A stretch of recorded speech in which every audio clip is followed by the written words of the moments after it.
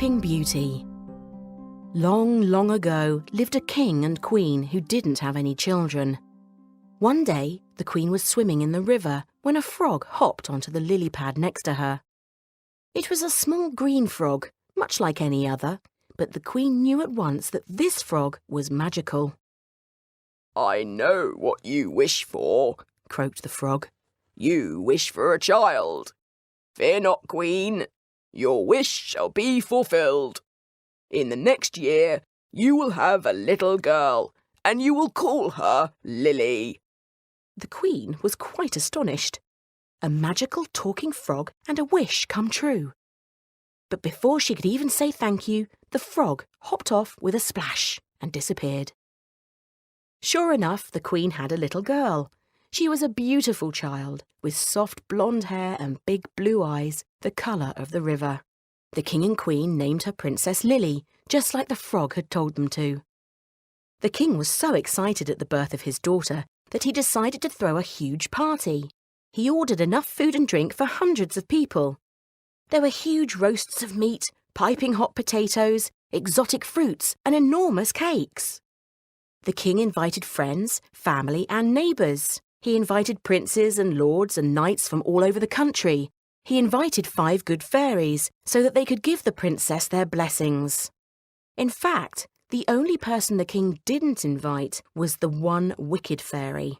Everybody knew that she was mean and spiteful.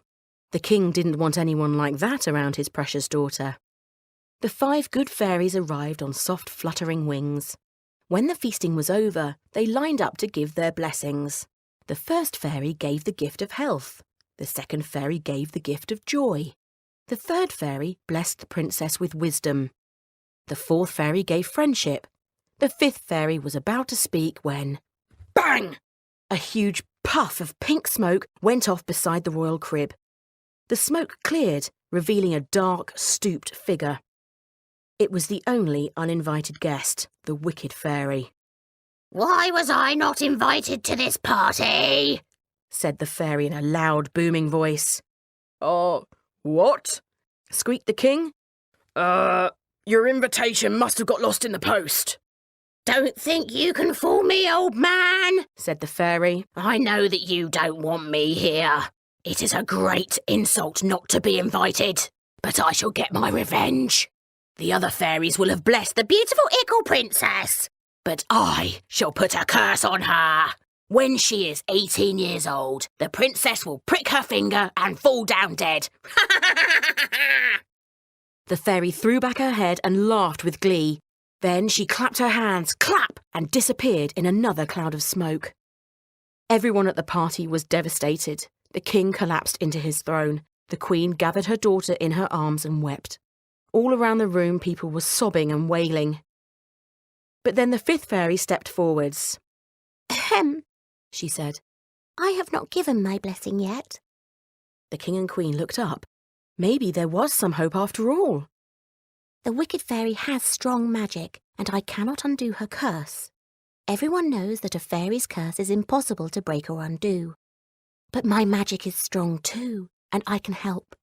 With my blessing, I can save the princess. She will not die when she pricks her finger. Instead, she will fall into a deep sleep that will last for 100 years. The fairy stepped up to the baby's cot and wove her magic blessing. The king and queen thanked her, and the party broke up. Over the years, the king and queen watched as the fairy's blessings came true. Princess Lily grew up to be strong, happy, clever, and, above all, a great friend. Everyone in the kingdom loved her. As her 18th birthday drew near, the king and queen became desperate to protect their daughter from the wicked fairy's curse. They had to stop the princess from pricking her finger. The king ordered every needle in the kingdom to be destroyed. But even this was not enough. On the morning of her 18th birthday, the princess woke up bright and early. Nobody else was awake yet, so she decided to take a walk in the palace gardens. The roses were beautiful at this time of year and always smelt sweetest in the mornings. As the princess was walking, a pretty little bird swooped overhead. It had gold wings, a silver tail, and a bright red head, like a jewel. "Hello, bird," said the princess. It is my birthday today. The bird tweeted back at her, then swooped down onto her shoulder. In its beak, it clasped a beautiful blood-red rose. It was just the same colour as the bird's pretty head. "Is this for me?" said the princess. "Well, that's my birthday present of the day. What a thoughtful little bird you are." She reached out to take the rose, but as her fingers wrapped around the stem, a long, sharp thorn pierced her skin. "Ouch!" cried the princess. "That hurt!" She looked down at her finger to see a single spot of blood well up, and then she remembered the curse. The bird let out a piercing shriek, sprung from Lily's shoulder and disappeared in a puff of pink smoke. It had not been the bird at all, but the wicked fairy in disguise. The princess walked back to her room in a daze. She climbed into bed, lay down her head, and at once fell into a deep, deep sleep. All over the castle, people fell asleep where they were. The king fell asleep on his throne. The queen nodded off in the bath. The cook started snoring as he stirred a pot. The horses nodded off in the stables, and the doves fell asleep on the roof. Years and years went by. The hedges around the castle grew tall and wild without any gardeners to tend to them. The stone walls crumbled, and grass sprung up between the tiles of the courtyard. Beyond the castle walls, stories were told about a beautiful princess in an enchanted sleep. Not many people believed the stories. They had forgotten all about the wicked fairy and her curse. But one young man believed the stories. He was a handsome prince, with dark hair and eyes as green as a frog. One day he announced to his friends, "I will set out to find the princess. I will save her from the curse." His friends all laughed at him. "Those stories are nonsense," they said. "There is no princess in that old castle." But the prince was determined. He saddled up his horse and set out at once. His friends reluctantly followed. They didn't believe in magic or fairies or curses, but didn't want to miss out on an adventure. When the prince reached the castle walls, he found his way was barred. Huge thorny roses covered the castle walls and hid the entrance from view. The prince and his friends drew their swords and hacked away at the plants.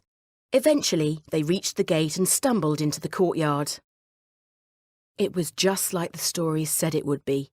Every single person in the castle was fast asleep. The prince's friends were afraid. "There is a strange magic here. Let's leave," they pleaded. "Not now," said the prince. "If the stories are true, then I have to find the princess and save her. We must head for the tallest tower. That is where she will be." The prince carefully stepped over the sleeping guard dogs. He passed the throne where the king was softly snoring. He passed servants asleep on the stairs where they stood.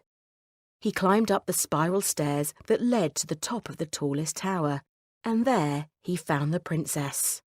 She was peacefully sleeping, and was every bit as beautiful as the stories had said. Her golden hair was curled around her shoulders.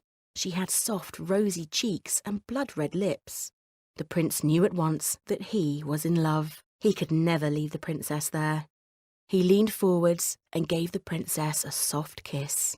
Her eyes fluttered open and fixed on his. At that moment, the rest of the palace sprung to life. No one had any idea that they'd been asleep for 100 years. The king and queen were overjoyed that their daughter was alive and that she had fallen in love. A royal wedding was held at the palace, and the king threw a huge feast in celebration. Everyone was invited. Royals and servants and fairies all came to the party. And what became of the wicked fairy? Well, she got stuck as a little red bird, which made it hard to be frightening and wicked.